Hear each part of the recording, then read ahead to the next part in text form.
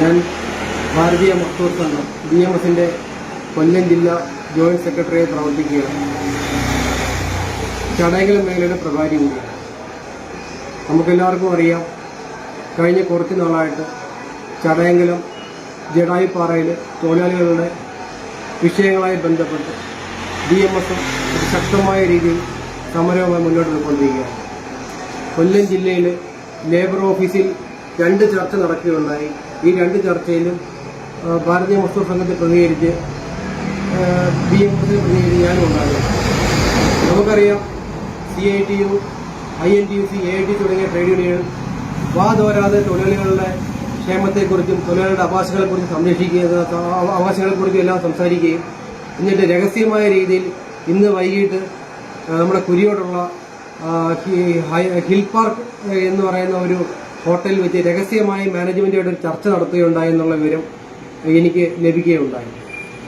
വാതോരാതെ തൊഴിലാളികളെ ശാക്തീകരിക്കുന്നതിനെക്കുറിച്ച് സംസാരിക്കുകയും രഹസ്യമായി മാനേജ്മെന്റ് ഇത്തരത്തിലുള്ള ഒരു നടപടി ശരിക്കും പറഞ്ഞ തൊഴിലാളികൾ വഞ്ചിക്കുന്ന നിലപാടാണ്.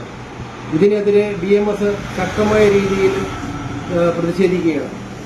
രണ്ടാമത്തെ കാര്യം എന്ന് പറഞ്ഞിട്ടുണ്ടെങ്കിൽ, തൊഴിലാളിയെ സംബന്ധിച്ചും തൊഴിലാളിയുടെ അവകാശങ്ങൾ നേടിയെടുക്കാൻ വേണ്ടിയിട്ട് നമ്മൾ ഏത് അറ്റം വരെയും ചർച്ചകളുമായി മുന്നോട്ട് പോകുന്ന നേരത്തെ തന്നെ പറയുകയുണ്ടായി.